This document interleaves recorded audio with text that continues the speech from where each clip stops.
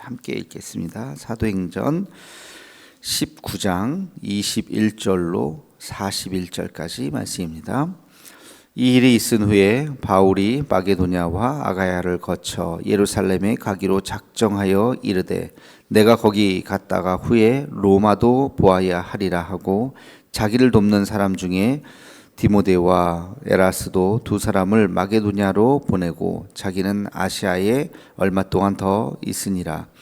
그때쯤 되어 이 도로 말미암아 적지 않은 소동이 있었으니 즉 데메드리오라 하는 어떤 은장색이 은으로 아데미의 신상 모형을 만들어 직공들에게 적지 않은 벌이를 하게 하더니 그가 그 직공들과 그러한 영업하는 자들을 모아 이르되 여러분도 알거니와 우리의 풍족한 생활이 이 생업에 있는데 이 바울이 에베소뿐 아니라 거의 전 아시아를 통하여 수많은 사람을 권유하여 말하되 사람의 손으로 만든 것들은 신이 아니라 하니 이는 그대들도 보고 들은 것이라. 우리의 이 영업이 천하여질 위험이 있을 뿐 아니라 큰 여신 아데미의 신전도 무시당하게 되고 온 아시아와 천하가 위하는 그의 위엄도 떨어질까 하노라 하더라. 그들이 이 말을 듣고 분노가 가득하여 외쳐 이르되 크다 에베소 사람의 아데미여 하니 온 시내가 요란하여 바울과 같이 다니는 마게도냐 사람 가이오와 아리스다고를 붙들어 일제히 연극장으로 달려 들어가는지라. 바울이 백성 가운데로 들어가고자 하나 제자들이 말리고 또 아시아 관리 중에 바울의 친구된 어떤 이들이 그에게 통지하여 연극장에 들어가지 말라 권하더라. 사람들이 외쳐 어떤 이는 이런 말을 어떤 이는 저런 말을 하니 모인 무리가 분란하여 태반이나 어찌하여 모였는지 알지 못하더라. 유대인들이 무리 가운데서 알렉산더를 권하여 앞으로 내어 밀어내니 알렉산더가 손짓하며 백성에게 변명하려 하나 그들은 그가 유대인인 줄 알고 다 한 소리로 외쳐 이르되 크다 에베소 사람의 아데미여 하기를 2시간이나 하더니 서기장이 무리를 진정시키고 이르되 에베소 사람들아 에베소 시가 큰 아데미와 제우스에게서 내려온 우상의 신천지가 된 줄을 누가 알지 못하겠느냐. 그 일이 그렇지 않다 할 수 없으니 너희가 가만히 있어서 무엇이든지 경솔히 아니하여야 하리라. 신전의 물건을 도둑질하지도 아니하였고 우리 여신을 비방하지도 아니한 이 사람들을 너희가 붙잡아 왔으니 만일 데메드리오와 그와 함께 있는 직공들이 누구에게 고발할 것이 있으면 재판날도 있고 총독들도 있으니 피차 고소할 것이요 만일 그 외에 무엇을 원하면 정식으로 민회에서 결정하리라. 오늘 아무 까닭도 없이 이 일에 우리가 소요 사건으로 책망받을 위험이 있고 우리는 이 불법 집회에 관하여 보고할 자료가 없다 하고 이에 그 모임을 흩어지게 하니라. 아멘. 오늘 말씀의 배경은 바울의 3차 선교 여행 중에 이제 거의 막바지 때 이제 일어났던 큰 소요 사건이었죠. 바울이 이제 에베소에서 전도를 하면서 일어났던 일들 3차 선교 여행의 가장 핵심이 에베소라고 말씀을 드렸어요. 에베소에서 무슨 사역을 했냐면 바로 성령 사역을 했습니다. 성령의 나타나는 놀라운 역사들 굉장히 우리가 주목해야 되는 그 일들인데 그 앞에 이제 우리가 18장에서 많이 보았고요. 오늘은 이제 데메드리오라고 하는 이제 한 사람이 나타납니다. 그는 은장색, 그러니까 우상을 만드는 사람이 한마디로 은으로 이제 우상을 만들어서 파는 아데미 여신, 에베소의 신 아데미 여신을 만들어서 이제 파는 건데 이 아데미 여신이 여자의 그 가슴이 한 수십 개가 달려 있는 뭐 그런 좀 아주 괴기스러운 그런 형상으로 풍요를 상징한다고 하는데 하여튼 되게 굉장히 이상한 뭐 지금도 그런 형상이 있습니다. 가서 뭐 이렇게 팔기도 하고 뭐 그러는데 아무튼 그런 것들을 하고 그 당시에는 어마어마하게 거대한 수십 미터짜리 그런 상을 만들어 놓고 거기에 그 에베소의 상징 신이죠. 모든 사람들이 거기에서 막 절을 하고 그 아데미 여신에게 막 빌고 이제 그런 일들. 그래서 작은 또 이렇게 우상으로 만들어서 사람들에게 판매도 하고 그런 일을 이제 했었습니다. 근데 바울이 와서 성령 사역을 하니까 사람들이 바울에게 이제 막 이제 바울을 따라다니게 됐죠. 근데 바울이 그런 이야기를 했어요. 오늘도 나오지만 사람의 손으로 만든 것은 신이 아니다. 그러니까 그런 우상 누가 이렇게 손으로 만들어서 팔잖아요. 그런 것들은 다 잘못된 것이다. 바울이 말만 이렇게 한 것이 아니라 바울이 실제적인 능력. 지난번에 보면 손수건이나 앞치마를 가져다가 병든 자에게 얹으니까 다 낫는 그런 엄청난 기적들을 행하면서 이런 말을 하니까 사람들이 그 우상을 이제 멀리하기 시작한 거예요. 그러니까 이제 이 데메드리오는 일종의 영업 방해로 그 바울을 고소하기 시작한 거죠. 고소하기 전에 법에 고소했으면 차라리 괜찮은데 나중에 보면 법으로 해라. 감정으로 하지 말고. 이 데메드리오가 사람들 여론을 막 만들죠. 우리가 지금 바울 때문에 먹고 살기 힘들다. 이 안 팔리고 이 물건이 안 팔리는 게 중요한 게 아니라 아데미 여신을 신성 모욕했다. 우리가 지금 아데미 여신이 우리 이 도시를 지금 지켜주고 있는데 아데미 여신이 가짜라고 하니 저 바울을 가만히 놔둬서는 안 된다. 해가지고 바울을 이제 잡으려고 막 여론을 만들었던 것이죠. 그 와중에 가이오와 아리스다고 바울을 추종했었던 이 두 사람이 붙잡히고 이제 난리가 난 거예요. 이제 바울을 잡으려고 바울이 그 소식을 듣고 나 때문에 저 사람들이 잡혔구나. 내가 나타나야 되겠다. 내가 가서 한번 따져야 되겠다. 그러자 지금은 안 됩니다. 지금 저 성난 군중들을 보십시오. 지금 당신이 가면 이게 무슨 큰 사건이 날 것 같습니다. 사람들이 바울을 말렸죠. 그때 이제 서기장이 이제 나와요. 그러니까 그 모든 일들을 종교적인 것들을 이제 다 관할하는 지혜로운 사람이죠. 이 사람이 나와서 여러분들 잠깐만 좀 자중하십시오. 잘 생각해 보십시오. 저 사람들이 법적으로 무슨 문제가 있습니까? 법으로 우리가 이야기합시다. 감정으로 하지 맙시다. 법으로 있으면 법에 고소를 하면 재판장도 다 있고 우리가 얼마든지 이성적으로 해결할 수 있고 저 사람들을 감옥에 가둘 수도 있고 죽일 수도 있고 다 하니까 이렇게 막 여론 재판으로 하지 말고 법에 이야기합시오. 만약에 저 사람들이 잘못이 내가 볼 때는 별 잘못이 없는데 감정적인 거 가지고 이렇게 하면 나중에 당신들이 다칩니다. 굉장히 합리적인 이야기를 했죠. 그랬더니 이제 사람들이 그 마음이 조금 이제 누그러졌어요. 이제 그런 마지막 41절에 보면 이에 그 모임을 흩어지게 했다. 사람들이 정신 차리고 진짜 저 사람들이 뭘 잘못한 거야? 거기 32절에 보면 이런 표현이 나와요. 어떤 사람들은 이런 말을 어떤 사람들은 저런 말을 하니 모인 무리가 분란하여 태반이나 어찌하여 모였는지 알지 못하더라. 어찌하여 모였는지도 알지 못하고 왜 우리도 그렇잖아요. 누가 갑자기 사람들이 막 몰려가면 뭐야 하면서 같이 막 따라가잖아요. 무슨 일이야 뭐 사고 났어 뭐야 하면서 거기 모인 사람들이 막 따라가는 거야. 그러면서 뭐죠 그 크다 에베소 사람의 아데미여 그게 일종의 구호 같은 건데 데모하는 구호 같이 그러니까 그 당시 사람들이 우하고 갔는데 그 모든 내용을 알고 있었던 이 서기장이 여러분 그렇게 하면 안 됩니다 하면서 잘 타일러서 그래도 이제 이성적인 사람들이었기 때문에 이제 흩어지게 했다 하는 그런 스토리가 오늘 우리가 읽었었던 스토리입니다.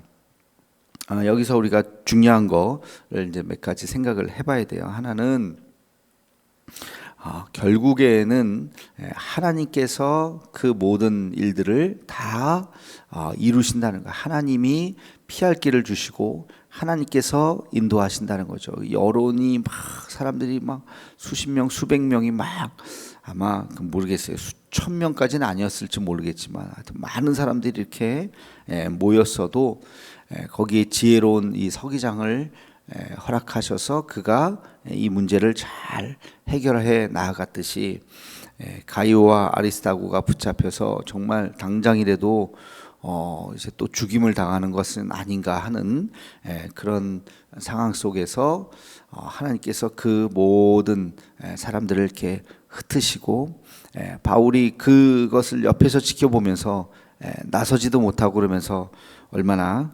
기도했겠습니까? 하나님께서 우리의 삶도 마찬가지예요. 하나님이 막 우리의 삶이 어느 순간은 굉장히 힘들어지고 어려워질 수 있지만 인내하고 기도하고 또 하나님의 뜻을 구하면 또 어느 순간 그 문제들이 이렇게 쫙 해결되는 그러한 은혜가 있습니다. 그래서 하나님의 뜻을 우리가 구하고 내가 생각할 때 그런 일들이 어려운 일들이 혹시 있다 할지라도 너무 그 안에서 절망하거나 좌절하지 말고 정신 차리고 하나님께서 이 역사를 운행하신다, 하나님께서 우리의 삶을 인도하신다라고 하는 그 믿음, 지난번에 말씀드렸잖아요. 우리 성령께서 우리의 삶을 역사하신다라고 하는 그 믿음을 우리가 꼭 잊지 말고 하나님의 뜻을 구하며 나가면 하나님께서 결국에는 모든 것이 합력해서 선을 이루시는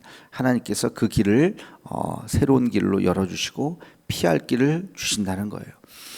우리가 이 믿음을 꼭 가지고 입으로 난 망했어, 난 죽었어, 이제 끝났어. 우리 그리스도인들은 이런 말 하면 안 돼요. 절대 그런 말 하면 안 되고 힘든 순간도 있고 굉장히 어려운 순간도 있겠지만 그러나 결국에는 하나님이 하실 거야. 결국에는 우리 하나님께서 승리하실 거야 라는 그 믿음으로 여러분 잘 이겨내시기를 주님의 이름으로 축원합니다. 그리고 이제 더 중요한 것 한 가지는 뭐냐면 21절이에요. 21절에 보면 이렇게 시작해요. 이 일이 있은 후 바울이 마게도냐와 아가야를 거쳐 예루살렘에 가기로 작정하여 이르되 내가 거기 있다가 거기가 어디예요? 예루살렘에 갔다가 후에 로마도 보아야 하리라. 이게 굉장히 중요한 겁니다. 로마도 보아야 하리라. 바울이 3차 여행까지 가서 1차, 2차, 3차 여행까지 가서 드디어 그가 목적지를 이제 찾은 거예요. 그 목적지가 어디예요? 로마예요. 로마. 로마에 가서 내가 복음을 왜 로마에 왜 가야 된다고 했겠어요? 로마에 가서 내가 복음을 전하겠다라고 하는 것이죠. 그래서 이 로마에 대한 비전을 발견한 것이 바로 이 때입니다. 이 순간. 바울이 3번의 선교 여행을 했는데 1차 선교 여행 때 바울이 본 것이 뭐냐면 내가 이방인의 사도가 되겠다라고 하는 비전과 꿈을 가진 거예요. 그 비시디 안디옥에서.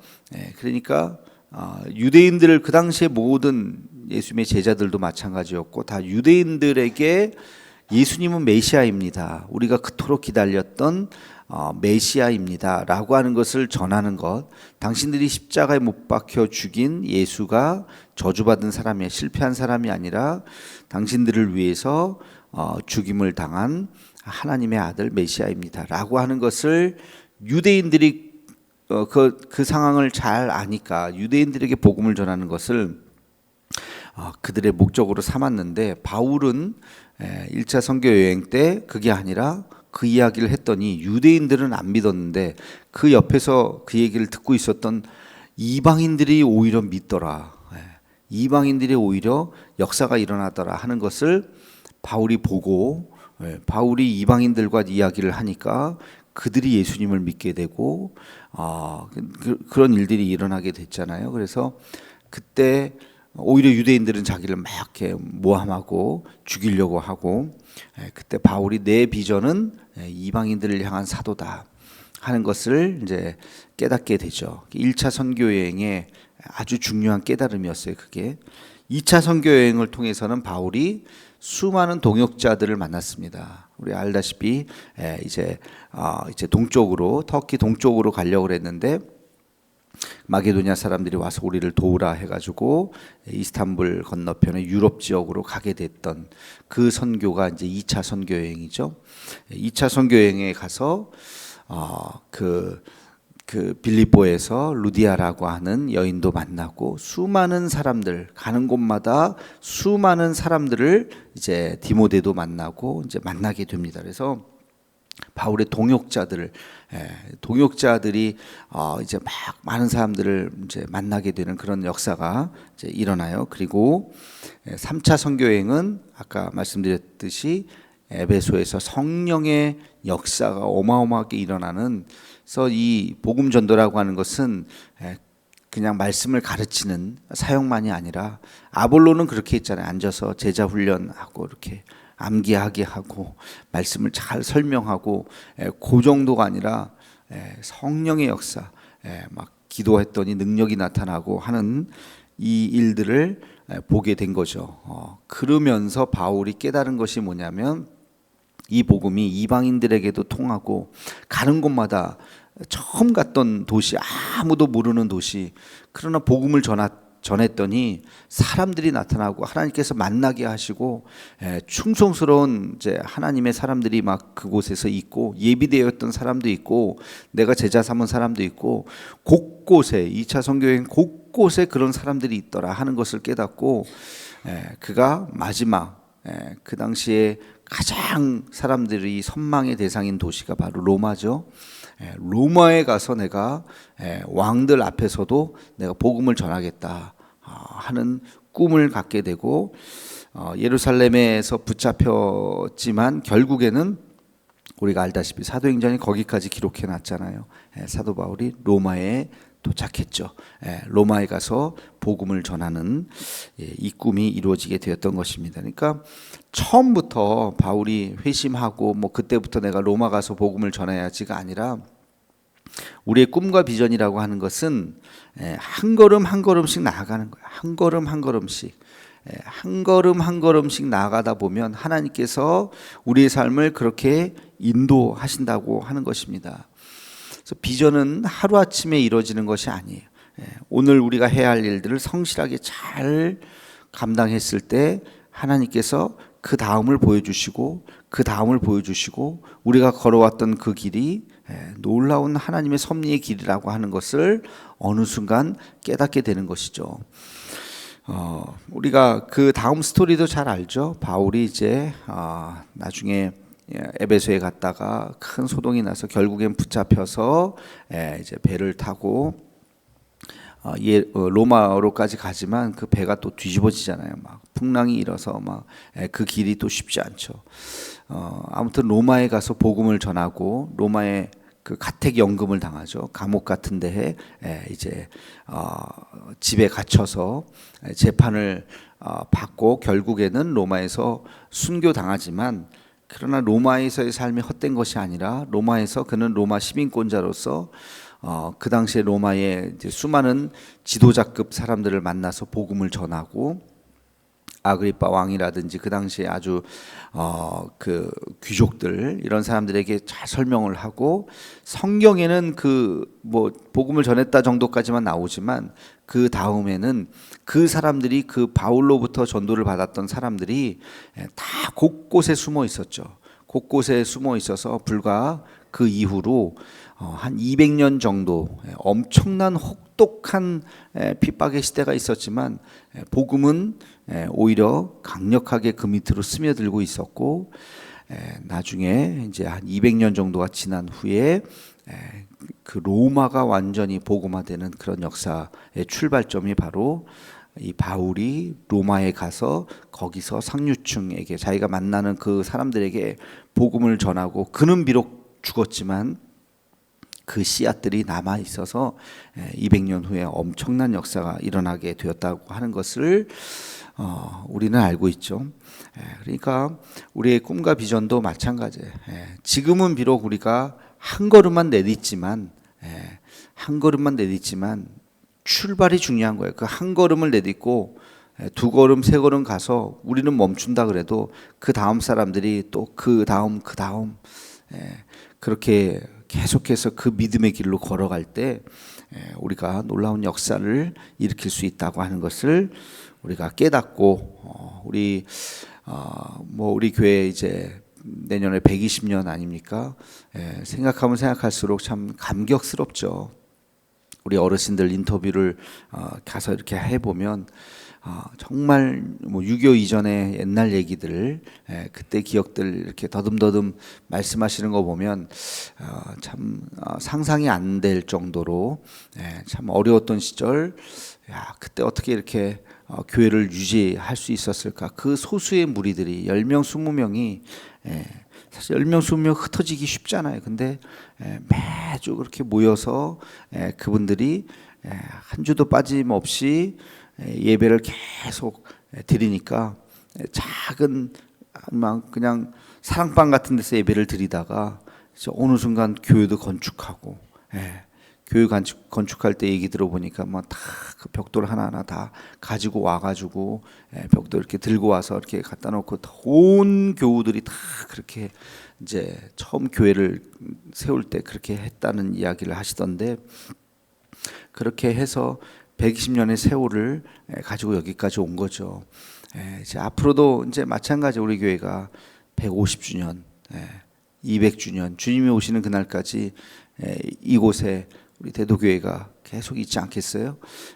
그게 언제까지인지 모르겠지만 그때까지 우리가 계속해서 지금 이 일들을 계속해 나가는 거. 언젠가 하나님께서 우리에게 또 다른 비전을 보여주시고 또 다른 눈을 뜨게 하시고 그렇게 하나님께서 하나님의 일들을 우리를 통해서 역사하시는 거죠. 30년 후에 어떤 교회의 모습을 만들까? 그걸 우리가 어떻게 알겠습니까? 아무도 예측을 못해요. 뭐 통계상으로는 비관적인 이야기를 하지만 그러나 그건 통계일 뿐이지, 우리가 어떻게 지금 생각을 하고 어떻게 한 걸음을 내딛느냐에 따라서 또 미래는 달라지는 거예요. 미래는 달라지는 거예요. 그런 영화들 있잖아요. 미래에서 온 사람들이 미래를 바꾸기 위해서 여기서 어떤 사람이 한 행동 하나를 하게 하면 미래가 막 달라지고 막 그런 영화들 있잖아요. 저는 정말 그렇게 생각해요. 그래서 뭐 우리가 30년 후에는 뭐 굉장히 비관적입니다. 뭐 지금 통계상으로는 그럴 수 있어요. 그러나 그게 다 맞는다는 보장이 없고, 지금 우리가 어떤 결정을 하느냐, 지금 어떻게 우리가 한 걸음을 내딛느냐에 따라서 미래는 바뀔 수가 있는 것입니다. 우리 이 바울이 한 걸음 한 걸음 최선을 다했잖아요. 정말 목숨 걸고 최선을 다했잖아요. 그랬더니 오늘 말씀해 보니까 하나님께서 그에게 은혜를 주셔서 내가 로마로 또 보아야 하리라. 로마까지 가야 할 것이다. 결국엔 이 꿈을 가지고 예루살렘 갔다가 로마에 가서 로마의 가장 핵심부의 사람들에게 복음을 전하고, 그 복음이 나중에 로마가 기독교를 믿는 정말 상상할 수 없는 그 어마어마한 일들이 일어나게 된 최초의 씨앗이죠. 그래서 저는 오늘 이 21절의 말씀, 로마라고 하는 이 단어, 로마도 보아야 하리라라고 하는 로마에 대한 꿈, 이 꿈이 굉장히 소중한 꿈이다. 우리에게도 그런 소중한 꿈들을 우리가 가슴에 잘 간직하고, 오늘 뭐 특세입니다 이렇게 또 한마디 했는데 더 많이 이렇게 좀 나와주셔서 감사한데요. 매일 이 정도는 나와야 돼요. 그러니까 이번 한 주만 나오지 마시고, 아니 오늘 하루만 나오실 분은 없겠죠. 이번 한 주만 이렇게 나오지 마시고 다음 주, 그 다음 주. 그래서 오늘 아침에 나오는데 날씨가 좀 많이 추워졌더라고요. 그래서 이거 많이 나오실까 하면서 왔는데 그래도 평소보다 또 많이 나와주셔서 감사하고, 우리도 하나님께서 우리에게 주신 꿈, 여러분 각자에 대한 꿈, 그게 그냥 맨날 그냥 똑같이 살아가는 것 같지만 바울이 주어진 일에 그냥 열심히 했잖아요. 어떨 땐 성공하고, 어떨 땐 실패하고, 어떨 땐 도망가고, 어떨 땐 핍박당해서 막 어려움도 겪고, 그게 1차, 2차, 3차 선교여행이잖아요. 그러나 그게 멈추어진 시간이 아니라고요. 한 걸음 한 걸음 하나님의 뜻에 따라 영적으로 보면 계속 지금 진보했던 거예요.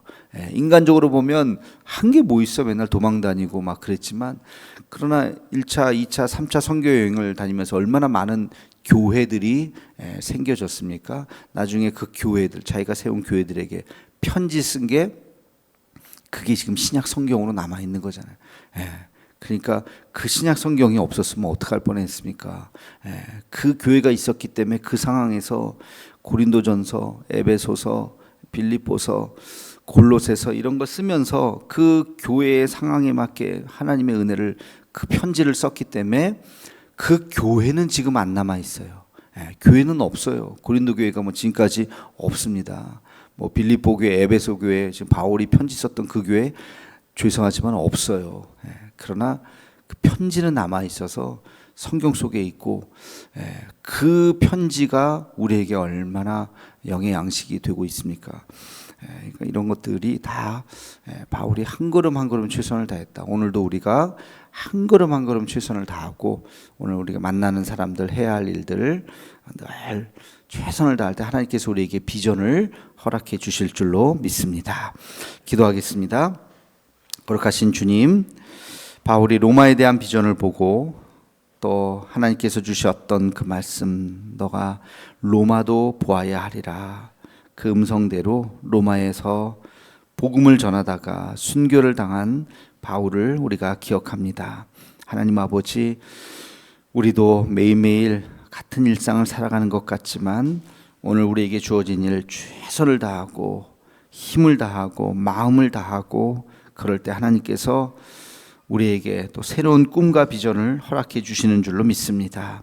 우리 교회가 그렇게 한 걸음 한 걸음 걸어서 여기까지 왔습니다. 아름다운 교회를 허락하시고 120년의 귀한 역사를 주님께서 쓰게 하셨는데 이제 하나님 더 큰 비전을 바라보게 하여 주옵시고 우리 교회가 하나님의 뜻에 합한 아름다운 교회, 하나님의 마음에 꼭 들고 또 이 시대에 정말 쓰임받는 그런 교회가 될 수 있도록 하나님 인도하여 주옵소서. 우리 대도의 가족들 한 분 한 분 그들의 가정 가운데서도 함께 하여 주시고 하나님 어렵고 힘들다 할지라도 결국엔 주님께서 승리하신다는 것을 잊지 않고 주님만을 의지하는 우리 모두가 되게 하여 주시옵소서. 예수님의 이름으로 기도하옵나이다. 아멘.